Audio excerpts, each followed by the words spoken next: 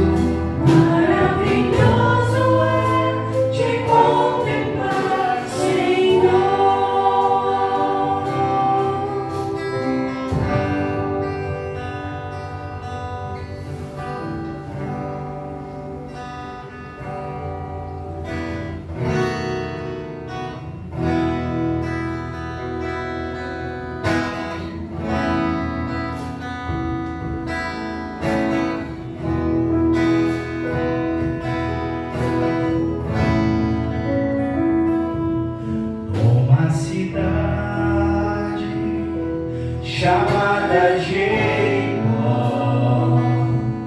anunciar que Jesus ia passar. Havia um homem solitário, desprezado e solitário, pois não tinha como ver a glória de Deus.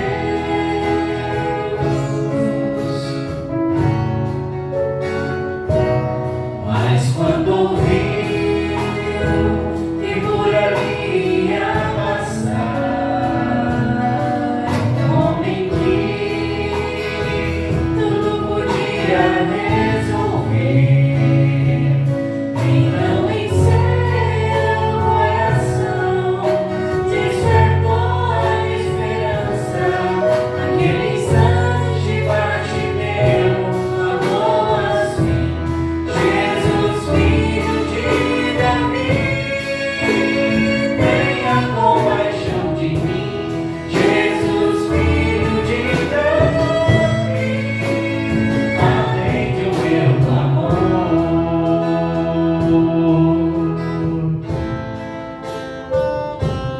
Naquele instante, a multidão vendo clamar, diziam eles: ele não pode te ouvir, não podes alcançar o mestre, não adianta insistir, pois está longe, ele não vai te ouvir.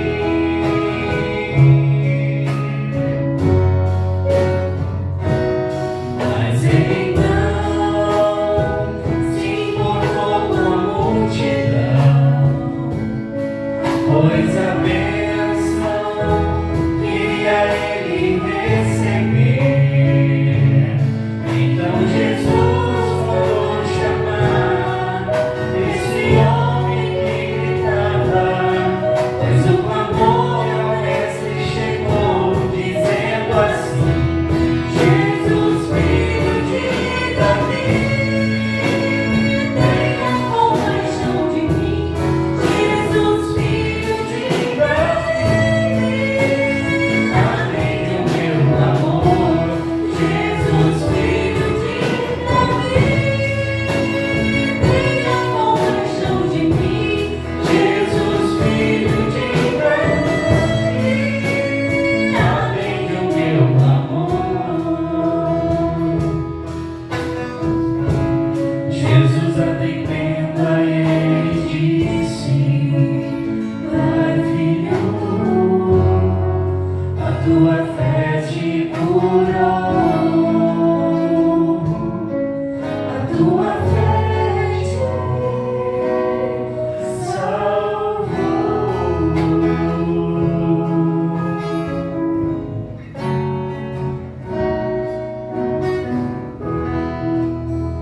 Amém.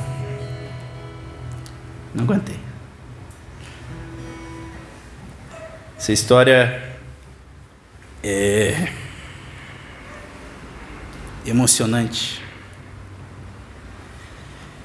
onde um homem que estava destinado aos olhos dos homens a ser mendigo, desprezado, ele teria que ter um lugar próprio para pessoas do tipo dele. Nós temos relatos de que o homem que estivesse nessa condição de cegueira desde o nascimento, né, ele era um homem amaldiçoado. No antigo, na religião antiga do judaísmo, lá no primeiro século, se tinha essa noção de que a manifestação do pecado era a pobreza, era a doença, e você era, desde o berço, vilipendiado. Há relatos também que esse Bartimeu, o prefixo bar, é o prefixo que indica filho, filho de Timeu. Timeu possivelmente era um homem rico, abastado, mas Bartimeu não teve a sorte, se é que podemos dizer isso, né? Ele foi destinado pelos homens, colocada sobre ele a capa do pecado, a capa que dava-lhe permissão para ser mendigo, pedinte nas ruas. Mas certo dia ele ouviu falar que o Messias prometido por Deus, que fez as suas alianças com o homem, com Abraão, com Moisés, reiterou com o seu povo, reiterou com Davi, fez a linha sucessória de Davi. E lá estava o filho de Davi, descendente de Davi, que seria o rei de todo o universo, o Messias prometido, e ele reconheceu, e ele clamou em alta voz: Jesus, filho de Davi, tem misericórdia de mim. Veja a situação em que eu me encontro. Olhe para mim e tenha compaixão, Pai. Olhe para mim e tenha compaixão, porque eu sei que o Senhor é Deus e é poderoso. Olha para mim.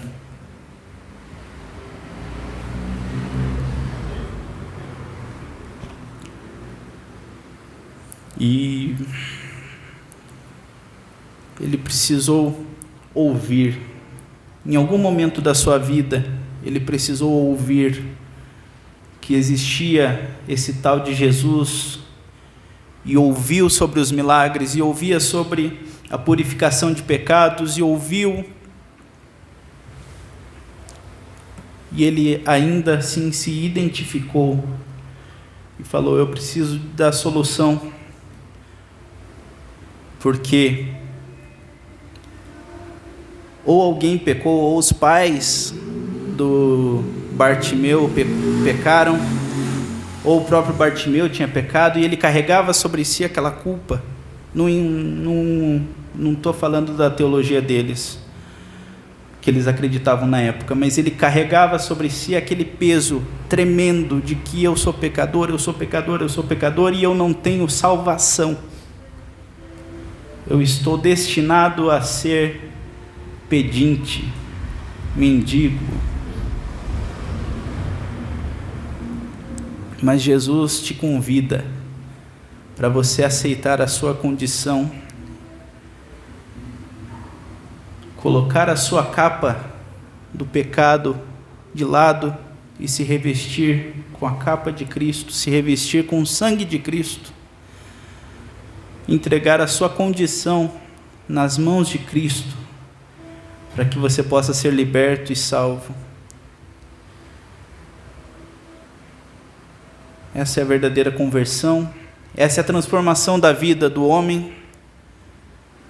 E andando aqui nas ruas, por esse bairro, nós podemos ver claramente pessoas que estão gritando: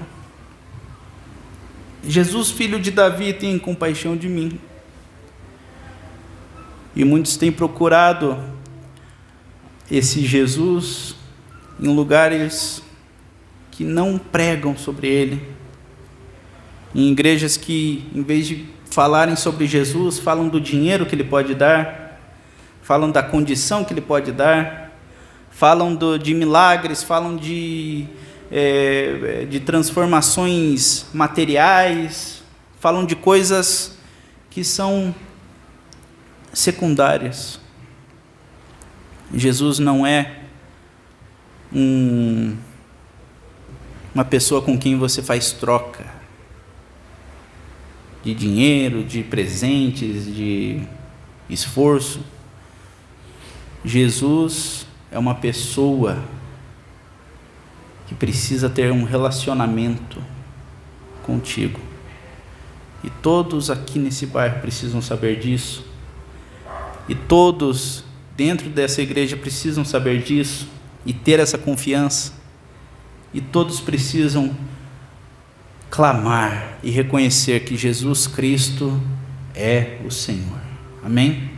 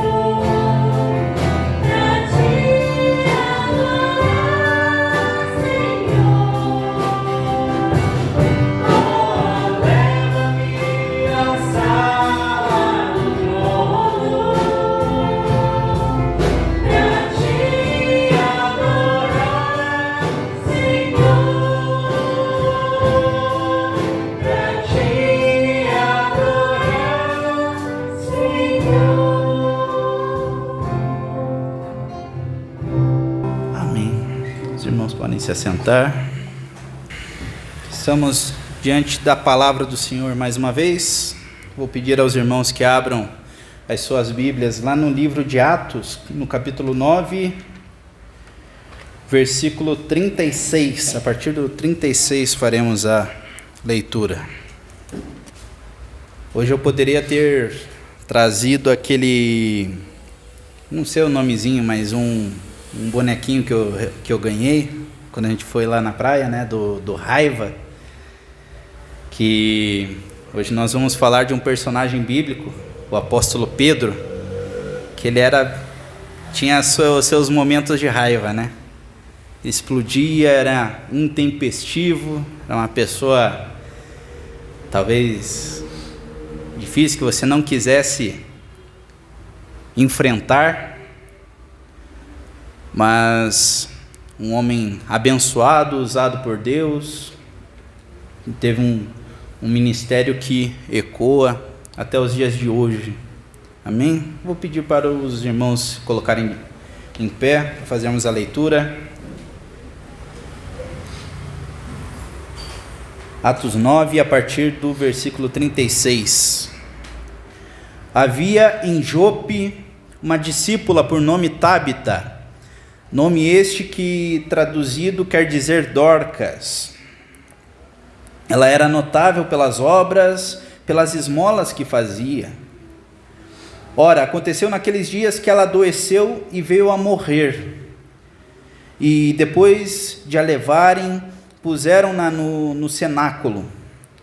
Como Lida, uma cidade, Lida era perto de Jope, que é uma cidade litorânea também, ouvindo os discípulos que Pedro estava por ali, enviaram-lhe 2 homens que lhe pedissem: não demores em vir ter conosco. Pedro atendeu e foi com eles. Tendo chegado, conduziram-no para o cenáculo, e todas as viúvas o cercaram, chorando e mostrando-lhe as túnicas e os vestidos que Dorcas fizera enquanto estava com elas. Mas Pedro, tendo feito sair a todos, pondo-se de joelho, orou, e voltando-se para o corpo, disse: Tábita, levanta-te. Ela abriu os olhos e, vendo a Pedro, sentou-se. E dando-lhe a mão, levantou-a, e chamando os santos, especialmente as viúvas, apresentou-a viva. Isso se tornou conhecido por toda Jope, e muitos creram no Senhor. Pedro ficou em Jope muitos dias, em casa de um curtidor chamado Simão. Amém? Bom e eterno Deus, estamos diante da Tua palavra, Senhor. Pedimos a orientação do Teu Espírito Santo, que esteja conduzindo, Senhor, essa leitura, esse estudo que faremos hoje, Senhor, essa mensagem de hoje, Pai. Que possamos ouvir a Tua voz e aplicar a Tua palavra, Senhor, de forma efetiva em nossas vidas, e que possamos aprender um pouco mais da Tua palavra, Senhor. Em nome de Jesus que eu oro. Amém. Os irmãos podem se assentar.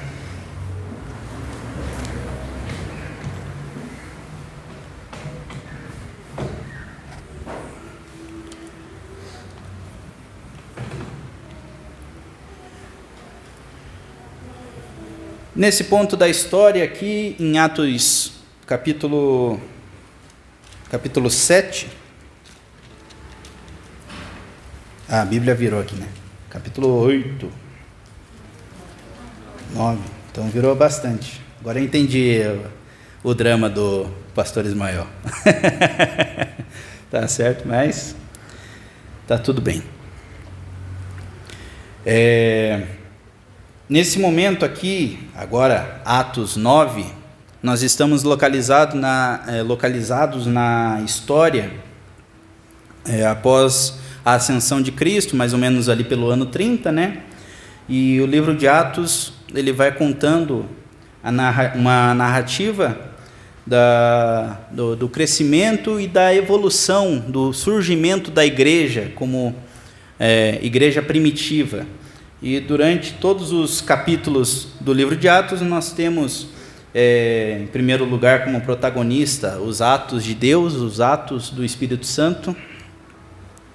mas daí nós colocamos ali os personagens humanos, como Pedro, até um pedaço, e Paulo, que ocupa a segunda metade do livro, e o livro acaba nem sendo completado, né? A gente não tem uma finalização do livro.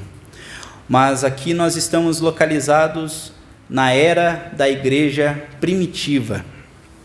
Nós estamos com uma igreja já montada, com discípulos atuantes. Ainda nesse momento nós não temos as perseguições que vão devastar a igreja localizada aqui em Israel, né? Nós ainda não passamos pela diáspora ou pela perseguição do ano 70. Então nós estamos antes dos anos 70, depois dos anos 30. E nós temos aqui no finalzinho do capítulo 9, essa passagem da ressurreição de Dorcas ou de Tábita. Essa mulher, ela é chamada de discípula. E no grego é a mesma palavra, o discípulo, aqueles mesmos que foram chamados por Cristo lá nos evangelhos, onde nós encontramos Pedro. Essa semana eu comecei a fazer um estudo sobre o apóstolo Pedro, sobre a carta de Pedro, onde ele fala de como deve ser um crente. Ele dá diversos conselhos, ele dá diversas orientações para a igreja, de como nós devemos proceder, como devemos ser crentes em Cristo Jesus, como devemos ser fiéis, fiéis no casamento, crentes no repartir, crentes no suportar uns aos outros. E é tocante ver isso de um homem que era tão intempestivo, tão duro, teimoso.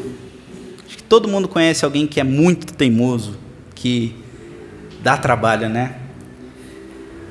O apóstolo Paulo, quando ele foi conhecido, né, quando ele conheceu Jesus, ele estava pescando, ele estava naquela situação em que ele não conseguia fazer o seu trabalho, né? Não conseguia pescar peixes, e Cristo foi até ele. Houve uma pesca maravilhosa naquele dia, e Cristo disse: siga-me. Ele não estava apenas falando para seguir de forma física, de forma, vá para onde eu vou. Ele estava chamando Pedro para uma mudança de direção, estava chamando também para andar com ele, mas para abandonar todas as crenças limitantes que ele tinha, da sua religiosidade, do seu temperamento, da sua consciência, de tudo aquilo que ele era, da sua pescaria, do seu ofício, do seu trabalho. Jesus fala para ele que eu te farei pescador de homens. Pedro, por certo devia ser não dá, né? Ele devia ser o discípulo mais velho que Jesus convocou, visto que ele já era casado, já tinha uma família formada, né? Nós sabemos disso porque Cristo curou a sogra de Pedro de uma doença, de uma febre, e Pedro teve esse papel de liderança, até mesmo por causa da idade dele, ele ser o mais velho dentre os discípulos. Ele teve um papel destacado na igreja. Ele sempre, em todas as listas de discípulos e de apóstolos que aparecem nos evangelhos, ele é citado primeiro, porque ele foi uma grande referência. nós temos algumas distorções, né, quanto a isso. A Igreja Católica fala que Pedro foi o primeiro Papa. Hoje nós temos o Bergoglio, né, que é o Papa Francisco, e que retroagindo nós chegamos até Pedro, que foi o primeiro Papa. Mas nós sabemos que não é isso. A Igreja Católica ela é uma construção humana que veio dali a muito tempo depois dessa época que nós estamos falando agora. Mas Pedro, ele era sim um homem destacado dentre os apóstolos. E a Bíblia nos traz alguns exemplos e algumas aplicações dessa liderança de Pedro. Pedro, ele era citado primeiro por ser o mais velho, por ser o homem que chamava mais atenção ali, por ser mais expansivo. Ele chamava atenção também por outra característica. Pedro, ele foi o discípulo que recebeu um novo nome. Pedro não é o nome original do Pedro, né? Ele foi conhecido, foi-lhe dado o nome de Simão, é o Simeão do Antigo Testamento, Simão na forma grega. E Simão, no momento em que o Espírito de Deus lhe revela uma coisa muito importante para a Bíblia, e uma coisa que alguns cristãos, não sei nem se podem ser chamados de cristãos, não entendem até hoje, que é o conceito de que Jesus é o Cristo prometido, é o Messias prometido, Filho de Deus. Essa foi a confissão de Pedro. Pedro fez em certa ocasião: tu és Cristo. E Jesus fala para Pedro: e tu és Petros, né? Pedro, e sobre esta pedra edificarei a minha igreja. Esta pedra era a fundação, né, do que ele acabava de dizer: tu és o Cristo. Então, nós aprendemos com a vida de Pedro, com a confissão de Pedro, que Jesus é a pedra angular, é a pedra que dá o direcionamento, é onde a gente fundamenta a nossa fé, na confissão de que Jesus Cristo é o Senhor. Esse homem também estava destacado por outros motivos. Ele era um discípulo, um dos discípulos mais íntimos. Vamos pensar o seguinte: dentre toda Israel, dentre toda Judá, né? Israel nessa época não existia mais, o reino de Israel, o reino da Judeia, a região da Galileia ali, onde tinha a Judeia e a Galileia, era uma região, não era nem mais um reino, devido a questões históricas. Na Galileia, na Judeia, Jesus foi peregrinando e encontrou e escolheu 12 homens para lhe seguir de forma mais íntima. Jesus tinha vários seguidores, além dos 12. Nós temos a missão dos 70, nós temos outras pessoas, outras multidões que acompanhavam Jesus, mas os 12 eram discípulos mais próximos de Jesus. E dentre os 12 apóstolos, os 12 discípulos, nós temos 3 que se destacam: Pedro, Tiago e o João. O Tiago e o João, eles eram também intempestivos, chamados por Jesus como filhos do trovão. E Pedro também estava ali num páreo bom também, era raivoso também. Então Pedro também se encontrava num grupo seleto dentre os 12 apóstolos, dentre os 12 discípulos. Pedro, ele andou sobre as águas, ele era era tanto da sua característica pessoal, de ser a pessoa que se colocava à frente e se colocava para fazer as coisas. Vamos lá, vou fazer, vou isso, vou aquilo. que ele foi e andou sobre as águas até Jesus. Quando viu que Jesus estava à sua frente, ele também andou sobre as águas. Pedro, porém, era um homem que tinha suas fraquejadas às vezes. Nessa situação do andar sobre as águas, Pedro acabou caindo, porque ele viu que ele estava no mar revolto, ele viu que não tinha onde se segurar. Dessa forma ele caiu e Jesus o resgatou daquela situação. Pedro também fraquejou nos últimos momentos antes da crucificação de Jesus. Cristo disse para ele: você me negará por 3 vezes. E ali Pedro nega Jesus, fala: não sei quem é ele, não o conheço, nunca nem vi. E ali Pedro preservou a sua vida e não defendeu a Cristo, negou a sua fé por alguns momentos. Entretanto, Pedro, sendo esse homem destacado dentre os discípulos, teve as suas fraquezas, teve as suas desilusões, mas foi extremamente usado por Deus. Nós temos aqui no começo do livro de Atos, nós temos algumas descrições. Pedro sendo o homem que estava à frente da igreja.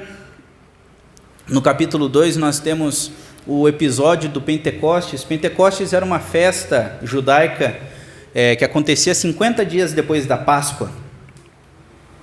Era um ritual comum aos judeus. E eles, judeus do mundo todo, de todas as línguas que estavam dispersos pelo mundo, eles voltavam para Jerusalém para comemorar essa festa, essa celebração de Pentecostes. Então, vários homens estavam lá em Jerusalém. Pedro também estava lá no cenáculo, também estava naquela situação, junto com os 12, com os 11, né, nesse momento. Judas já havia se matado. Estava com os 11, aguardando a confirmação da promessa de Jesus. Fiquem em Jerusalém até que o Espírito venha e desça. E aconteceu aquele evento, né, as línguas como que de fogo, que se repartiram e pousaram na cabeça de cada um dos 120 que estavam ali naquele lugar. E Pedro, depois dessa manifestação, desse avivamento, ele arrumou alguma forma para falou para homens, galileus, judeus, irmãos da sua terra, da sua linhagem, e anunciou Jesus. Anunciou de forma tão poderosa que naquela noite haviam 3.000 homens se converteram a Cristo pela pregação. Isso está lá no capítulo 2 de Atos. Toda essa narração, né, do Pentecostes, da descida do Espírito Santo. No versículo 14, o discurso de Pedro. E lá no versículo 37 do capítulo 2, ouvindo eles essas coisas, compungiu-se-lhes o coração e perguntaram a Pedro e aos demais apóstolos: que faremos, irmãos? E respondeu Pedro: arrependei-vos e cada um de vós sejam batizados em nome de Jesus Cristo para a remissão dos vossos pecados e para receberem o dom do Espírito Santo. Pedro ainda andava com João, liderando a igreja, faziam realização de milagres, anunciavam Jesus Cristo. Não eram só os milagres que eram feitos, mas era a pregação do Jesus Cristo ressurreto. E sofreram perseguição por causa disso. E nós temos outras histórias aqui, até o capítulo 9. No capítulo 9, nós temos a primeira aparição de Saulo aqui, mas nós temos essa ida para Jope de Pedro, né? Pedro indo para Jope, uma coisa grandiosa, uma revelação grandiosa aconteceria para ele logo mais. E ali, enquanto ele estava em Lida, né, antes de ir para Jope, ele estava em Lida, e os outros discípulos de Cristo, outros irmãos, já estavam ali em luto por causa dessa mulher chamada Dorcas. Irmãos,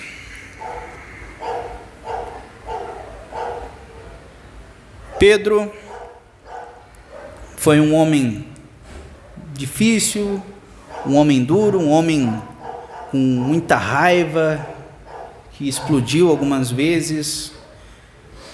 Os defeitos e as qualidades de Pedro são citadas na Bíblia, são faladas, são públicas, mas o apelo que eu tenho para os irmãos nessa noite é estudarem a vida de Pedro e entenderem que Pedro, ele se prontificou,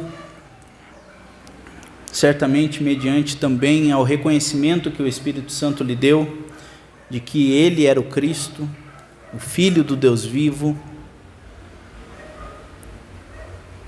Sobre essa revelação, Pedro se aproximou de Jesus de uma forma grandiosa. Ele era íntimo de Jesus, ele era íntimo do Filho. Ele viu coisas que outros apóstolos não viram. Um dos exemplos, né? Ele foi o único que andou sobre as águas. Ele estava entre esse grupo dos 3 discípulos, Pedro, Tiago e o João, que estavam no Monte da Transfiguração. Jesus chamou esses 3 discípulos e falaram: vamos lá para o monte, vamos orar. E ali os discípulos puderam ver Cristo transfigurado, com Moisés e Elias do seu lado. E Pedro, né, Pedro, que tinha suas virtudes, ele foi a pessoa que falou: vamos lá, vamos fazer um acampamento, bom estarmos aqui, louvando a Deus, né? Acabamos de cantar essa música aqui, mas nós temos que cantar com o coração correto.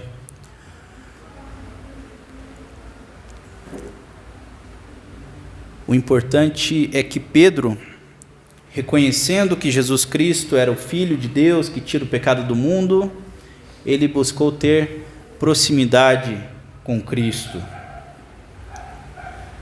Pedro esteve nesse episódio da transfiguração, ele também esteve no episódio da ressurreição da filha de Jairo. Não sei se todos os irmãos lembram, mas Jesus estava andando com grande multidão, e o chefe de sinagoga chegou perto dele, um líder religioso da sua época, que era contrário a Jesus, né? Jesus estava contra os religiosos da época, e ele era um religioso que reconheceu também, o Jairo reconheceu que Jesus tinha poder para fazer milagres e pediu o auxílio de Jesus também. Foi até ele e falou: minha filha está doente, eu preciso que o Senhor a resgate, a cure, a salve. Então, Jairo, enquanto estava levando Jesus para sua casa para que curasse a filha, teve a mulher da hemorragia, né, do fluxo de sangue. Quando Jesus resolveu a situação do fluxo de sangue, ele chamou 3 pessoas: Pedro, Tiago e João.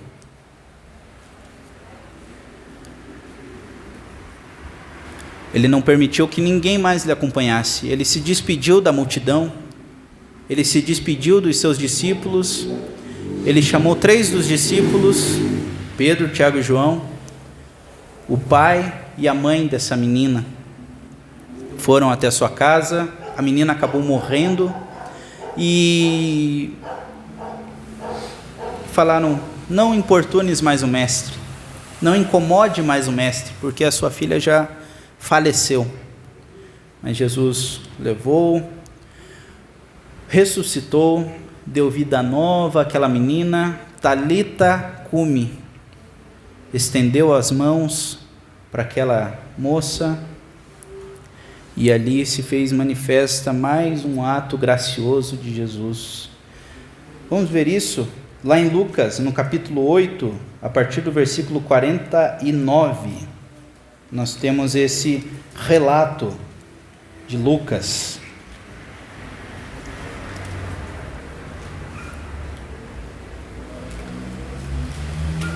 Falava ele ainda, quando veio uma pessoa da casa do chefe da sinagoga. O chefe da sinagoga é o Jairo, tá? Dizendo: tua filha já está morta, não incomodes mais o mestre. Mas Jesus, ouvindo isso, lhe disse: não temas, e crê somente, e ela será salva.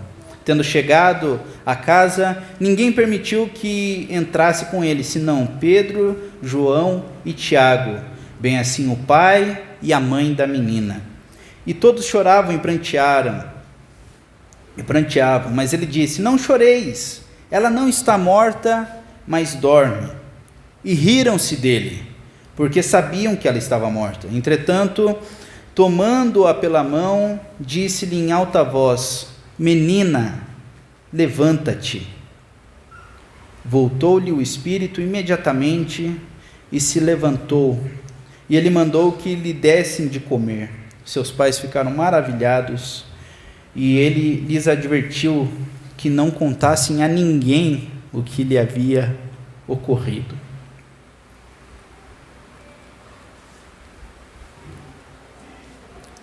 Esse foi o relato que Lucas nos traz aqui desse milagre.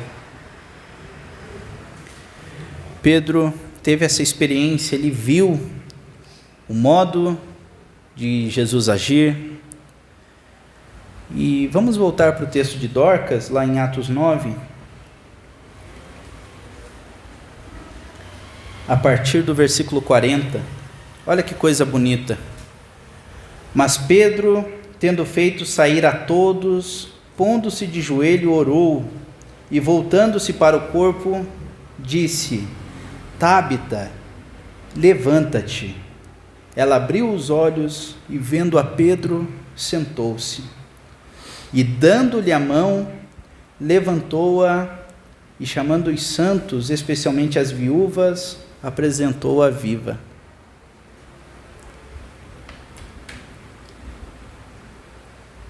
Nós temos, na atualidade, nós temos diversas versões de evangelho, diversas pessoas que pervertem o evangelho, diversas pessoas que se chamam apóstolos, com a autoridade de Pedro, para escrever, para falar, para dar comando, para liderar a igreja.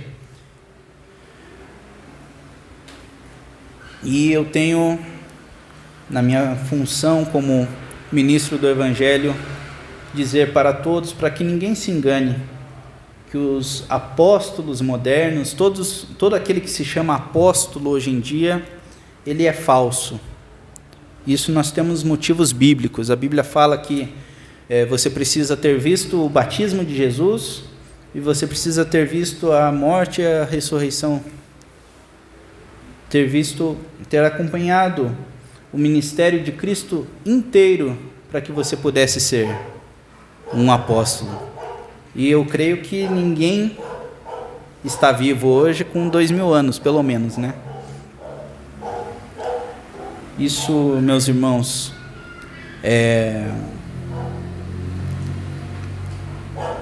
isso é uma mentira, isso são falácias, isso são, nós chamamos de, quando nós temos aulas de debate, né, de homilética, de apologética, nós aprendemos técnicas de como convencer pessoas, de como falar de pessoas. Isso é um chamado à autoridade, né? Quando alguém vem falar com você e fala, mas eu sou um especialista em tal área, cale a sua boca. Mas eu tenho formação em história, então cale a sua boca, você não sabe de nada. Eu tenho, essa é a famosa carteirada, né, que nós chamamos habitualmente. Pedro era apóstolo com autoridade dada por Jesus. Foi escolhido por Jesus, seguiu a Jesus. E aqui nós temos o exemplo dele, de uma pessoa que teve íntima comunhão com Jesus. Ele viu a filha de Jairo sendo erguida, sendo esta morta. E Pedro teve a oportunidade de ver uma serva do Senhor, discípula, que fazia o bem, que dava túnicas para as viúvas, que dava vestido para as viúvas, que acolhia, que dava esmolas, que fazia o bem, mas que acabou falecendo. Ele teve a oportunidade e ele não inventou nada. Ele olhou para aquela mulher, ela disse, Tabita, levanta-te, assim como Jesus fez com Talita, com a menina. Talita, come, menina, levanta-te. Ele olhou para a menina, ele olhou para Dorcas, sim, como Jesus olhou para a menina. Ele estendeu as mãos para Dorcas, como Jesus fez com a menina. Elas se sentaram e viram ali na frente Jesus. No caso da menina, viu Jesus pessoalmente. No caso de Dorcas, viu Jesus atuando e agindo pela vida de Pedro. Pedro foi esse homem intempestivo, duro, rude, pescador, transformado pelo Espírito Santo, que dava os seus deslizes. Logo após a confissão de Pedro, né, tu és Cristo, Filho do Deus vivo, e Jesus revelou que que o próprio Jesus deveria morrer para a remissão dos pecados, e o próprio Pedro respondeu, isso não te acontecerá de forma nenhuma. O que Jesus respondeu para Pedro? Arreda, Satanás. Saia, Satanás. Talvez isso tenha acontecido em 1 minuto. A revelação do Espírito Santo, tu és Cristo, Filho do Deus vivo, mas não, isso não te acontecerá, esse sofrimento não te acontecerá, Jesus. Arreda, Satanás.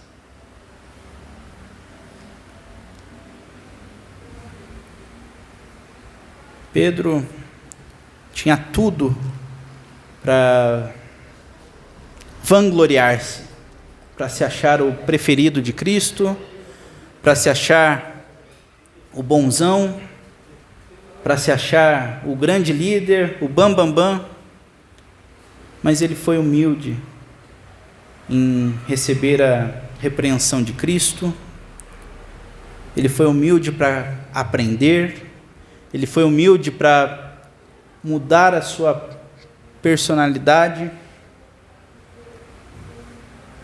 ele foi humilde para ser uma nova criatura em Cristo Jesus.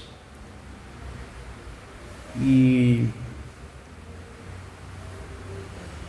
que nós devemos aprender com Pedro é seguir os passos de Jesus, seguir os caminhos de Cristo, seguir a rocha que sustenta a nossa fé, seguir aquele que é o autor e o consumador da nossa fé.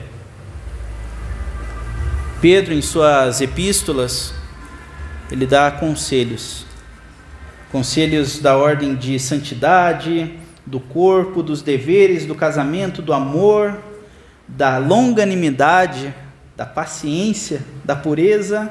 Falou sobre os sofrimentos e falou sobre conselhos de Deus, lá em 1 Pedro. Deveres um para com os outros. E ele falou de dedicação à oração. Relacionamento com Jesus Cristo. Pedro foi um bem-aventurado, né? Um homem feliz, porque ele pôde aprender diretamente de Cristo. Ele foi testemunha ocular do ministério de Cristo, dos seus milagres e do seu amor.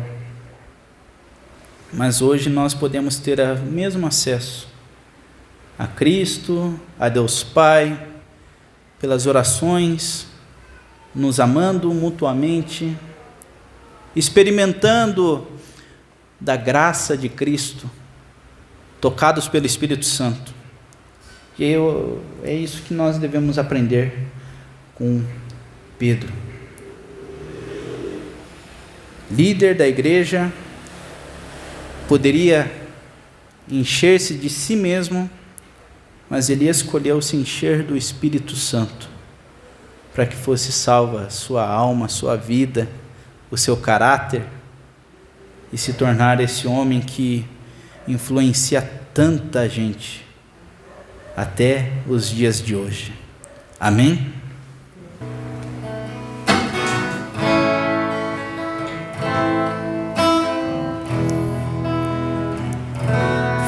Filho do Deus vivo, Deus Emanuel,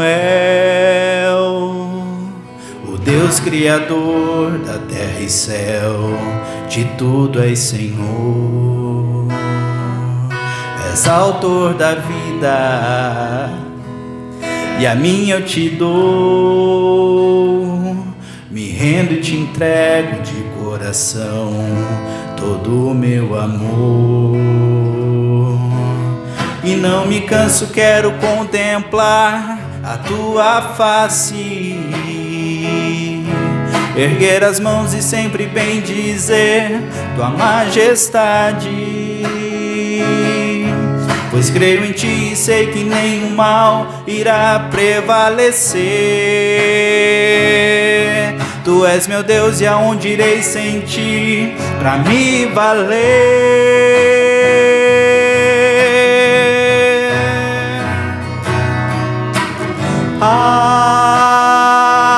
Pra onde eu irei, meu Deus? Pra onde eu irei, meu Pai?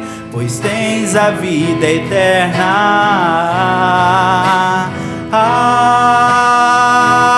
Pra onde eu irei, meu Deus?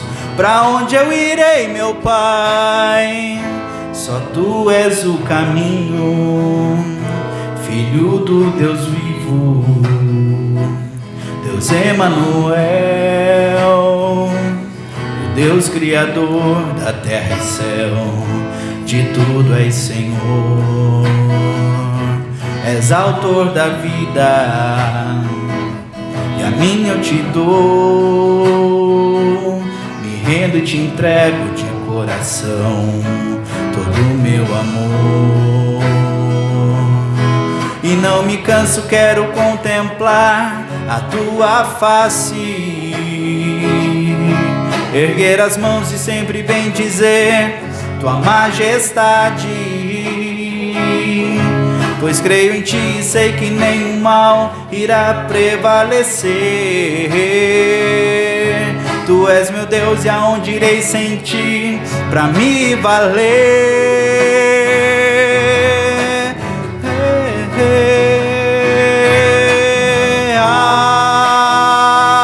Pra onde eu irei, meu Deus? Pra onde eu irei, meu Pai? Pois tens a vida eterna.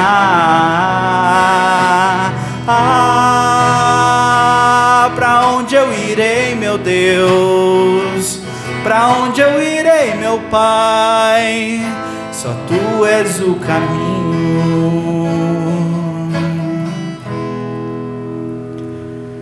Jesus muitas vezes na sua vida foi confrontado pelos fariseus, pelos líderes religiosos, pelos escribas, por pessoas, por civis, pessoas comuns, que não tinham poder, que não tinham autoridade religiosa da época, e muitos se afastaram. Jesus, em 3 anos de ministério, a Bíblia nos relata que várias e várias vezes, onde ele passava, multidões o acompanhavam. Nas multiplicações de pães e peixes, e se fala de 5.000 homens, tirando as mulheres, 5.000 homens, então, a maioria deles casados, com filhos, ouvindo Jesus Cristo. Quando Jesus morre, ressuscita e a igreja é instituída. Lá em Atos 2 é relatado que nós temos cerca de 120 fiéis, pessoas que permaneceram. Certa vez Jesus perguntou, logo após ser confrontado por esses homens que foram embora e rejeitaram a palavra do Senhor, Jesus via aqueles homens indo embora e apontou para os discípulos: por que vocês não os seguem? Pedro, como sempre à frente, experiente, intempestivo, se rendeu ao Senhor e disse: para onde iremos nós, se só tu tens as palavras de vida eterna? Se você ainda não recebeu Cristo Jesus, a mensagem da cruz, a mensagem da graça de Deus, aceite, acolha, veja esse homem peça para o Espírito Santo te abrir os olhos do coração e para que você possa reconhecer: para onde eu irei, Pai, se só tu tens as palavras de vida eterna? Entregue a sua vida a Jesus, como esse pescador fez, esse homem bruto fez, como outros homens também, ricos, pobres, poderosos, pessoas que estavam quase desfalecendo. Entregue a sua vida a Jesus e faça parte dessa, não sendo membro de uma igreja, mas sendo membro da família de Cristo, irmãos em Cristo Jesus, irmãos que estão não dentro desse salão, irmãos que estão ao redor do mundo, alguns padecendo necessidades, outros abastados, outros que estão sofrendo, enlutados, mas firmes, que só em Cristo Jesus que nós temos as palavras de vida eterna. Amém? Convido o pastor Ismael. Amém. Agradecemos ao Israel pela transmissão da palavra. Hoje nós vamos entregar o certificado da Gisele, né? Iríamos passar um filme ali, mas não temos condições técnicas para isso, vai ficar para a semana que vem. E foi um trabalho feito pela Marilda, né? Mostrando o dia do batismo. Mas quando alguém se batiza, o importante é o entendimento de que é uma entrega absoluta da vida. Entrega absoluta. Jesus, ele diz assim que aquele que não negar-se a si mesmo e não vir após mim, ele não é digno de mim, né? Então, negar-se a si mesmo é colocar Jesus como prioridade, e vale a pena. E o texto de hoje foi interessante, né? Eu vou deixar essa palavra para a Gisele, mas não só para ela, mas para todos. E aproveitando o contexto do que o Israel falou, né? A ressurreição da Dorcas. E às vezes a gente fica pensando, né? Tanta gente pedindo milagre, né? Tanta gente pedindo, Senhor, abençoe a minha vida, meu trabalho, cura essa enfermidade, essa doença. E a pergunta que eu faço, por que será que não acontece que nem aqui, que Dorcas morreu, alguém chama Pedro, Pedro vai lá, e Dorcas, então, é ressuscitada? Será que havia algo a mais na igreja primitiva? Ou a pessoa pedindo um milagre aí, um quer ver, outro quer ouvir, outro quer sair da cama. Mas diversas pessoas que receberam a graça de Deus, isso aconteceu porque havia nelas algo. Havia uma entrega. Havia um amor tão absoluto por Deus, por Jesus e pela sua obra, né?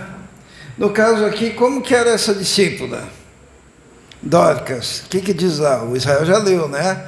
Em Jope havia uma discípula chamada Tábita, que em grego é Dorcas, que se dedicava a praticar boas obras e a dar esmolas.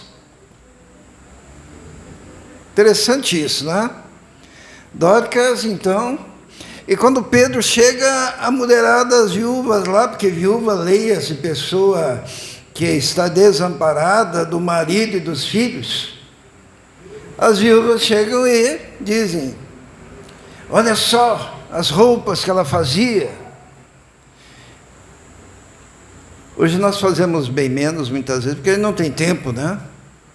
A vida nos carrega para tantas coisas. Nós não damos prioridade, muitas vezes, mas nós queremos os mesmos milagres. Se a gente for no outro capítulo, no capítulo 10, tem um cara chamado Cornélio, que nem crente era. Era um prosélito do judaísmo. E ele orando, o anjo aparece e diz assim, atemorizado, Cornélio olhou para ele e perguntou, quem é, Senhor? Perguntando ao anjo.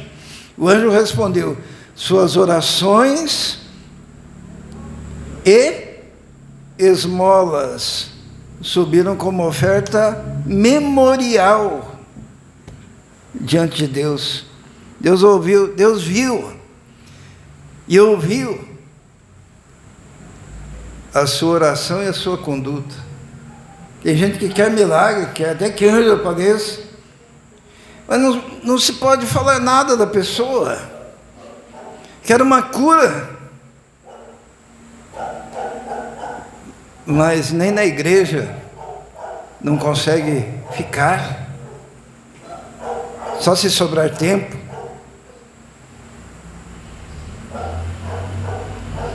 Eu me lembro ainda de um outro caso, que está em Lucas, que é o caso do centurião, né, que foi pedir pelo seu servo, E daí as pessoas falavam assim: olha só, este homem merece que lhe faças isso, isto é, que cure o seu servo, porque ama a nossa nação e construiu a nossa sinagoga.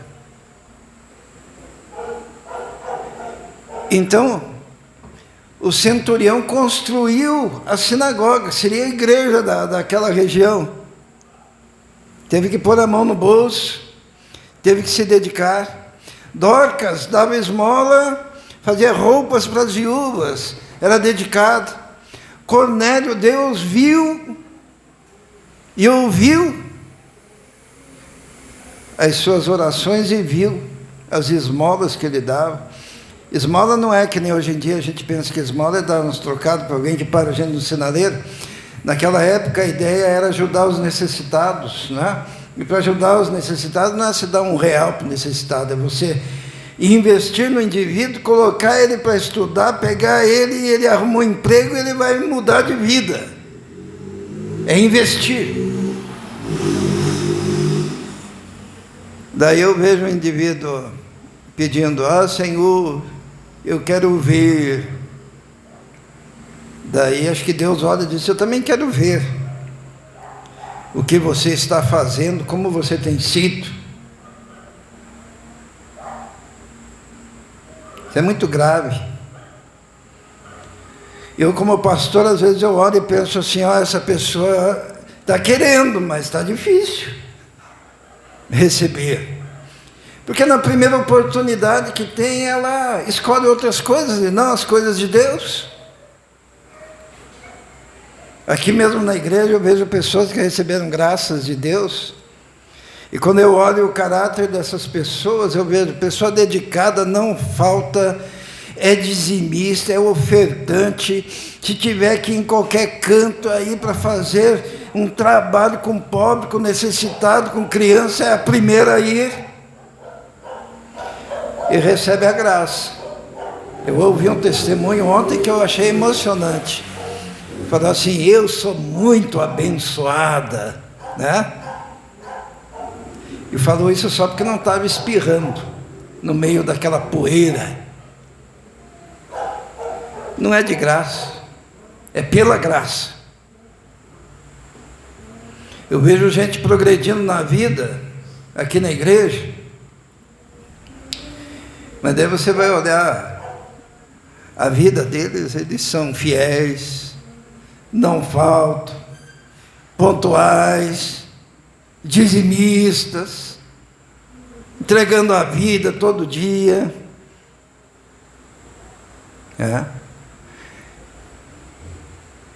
E daí eu olho: ah, esse daí, Deus olha assim: eu estou vendo, e derrama bênção.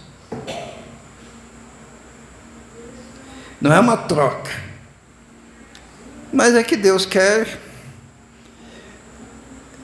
compromisso inalienável com Ele. E o resultado vem, com certeza.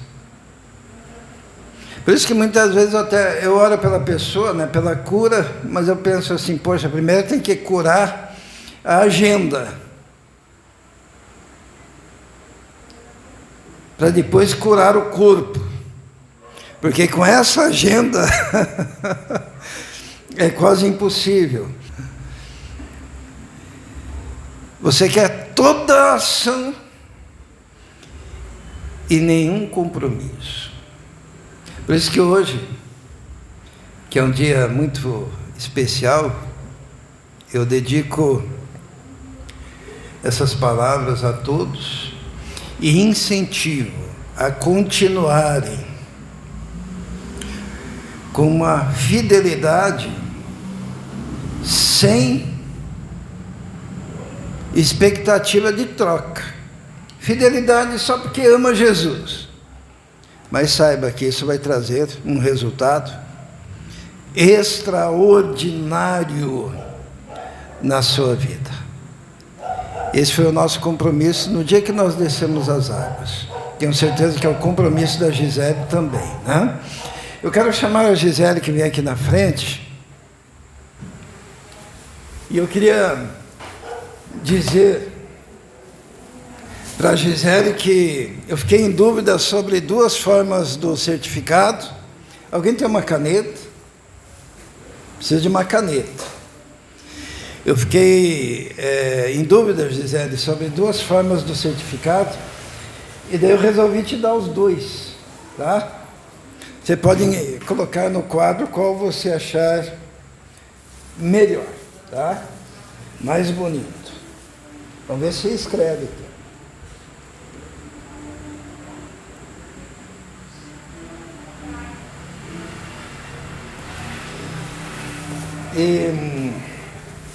E eu vou te pedir uma coisa.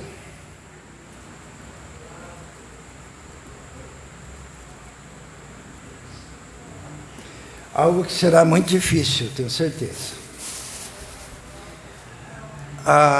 Eu quero pedir a você que você escolha alguém para te dar o certificado. Só que esse alguém estará responsável pelo resto da vida em orar por você. O resto da tua vida e o resto da vida dele, né? Não sei quem vai primeiro, mas um dia estaremos com o Senhor. Então essa pessoa que vai entregar para você o certificado, ela tem que estar ciente da responsabilidade de nunca na vida deixar de orar por você. Tá bom? Já sabe quem? Já? Rápido, hein? Ok. Quem que vai te entregar o certificado? Você.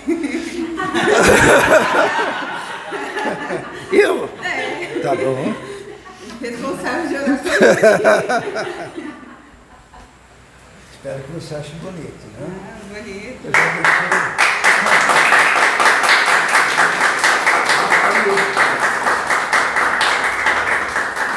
Agora, Gisele, tem um segundo certificado e você vai escolher uma segunda pessoa que estará responsável pelo resto da vida orar por você. Pois. Aham. A Giane.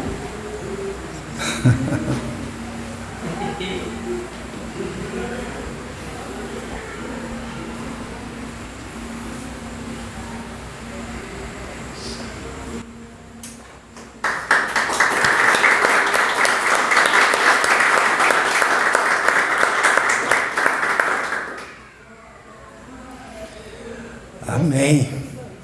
Fica aí, vamos orar, vamos nos colocar em pé, vamos orar pela Gisele.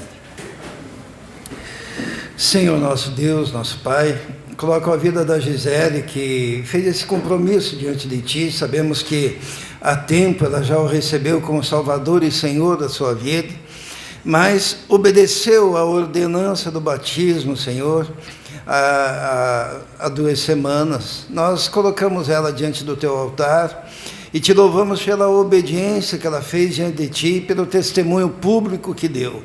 Abençoe a sua vida, ilumine os seus caminhos, que ela cresça, Senhor, espiritualmente. Sempre, ó Deus, e seja útil no seu ministério. Nós te pedimos isso, em nome de Jesus. Amém. Que Deus abençoe.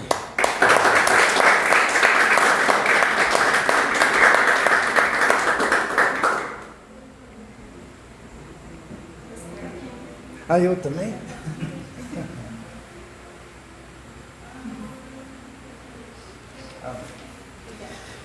Vou convidar o Israel, nós vamos cantar uma canção, dando a oportunidade aos irmãos que vieram preparados para o momento de entrega de dízimos e ofertas. Vamos cantar essa canção, como é precioso, pode ser. Querem ver? Vem o grupo de louvor cantar junto. E se você veio preparado neste momento para a entrega de dízimos e ofertas, poderá fazê-lo.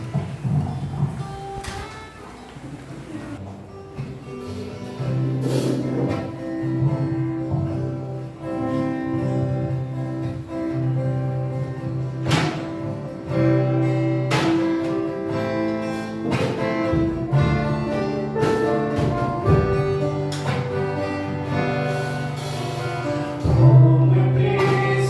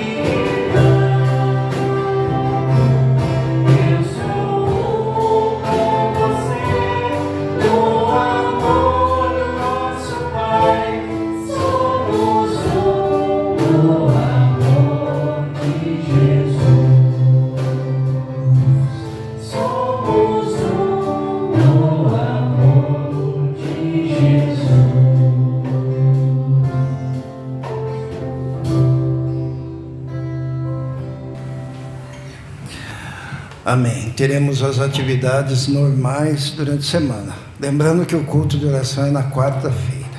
Tá bom? Vamos orar. Senhor, estamos diante de uma semana e precisamos da Tua graça, da Tua proteção. Precisamos, ó Deus, que o Senhor esteja envolvendo cada aspecto da nossa vida, porque a nossa vida pertence totalmente a Ti, Senhor. Totalmente a Ti. Pedimos a bênção do Senhor no trabalho, nos estudos, no dia a dia, ó Deus, no trânsito, Senhor, na proteção em relação à violência urbana, ó Deus. Pedimos que os Teus anjos estejam acampados, protegendo cada pessoa da Tua igreja, cada membro, ó Deus, das nossas famílias, que a Tua mão forte esteja cuidando de cada um. Te agradecemos pela Gisele, abençoe a sua vida, ó Deus, é o que nós te pedimos nesse momento. Consagramos a Ti também os dízimos e ofertas, e que a graça do nosso Senhor e Salvador Jesus Cristo, o amor de Deus, o Pai, e a comunhão do Espírito Santo esteja com todos vós agora e para tudo sempre. Amém. Dê um abraço aí no seu irmão e que Deus abençoe a todos.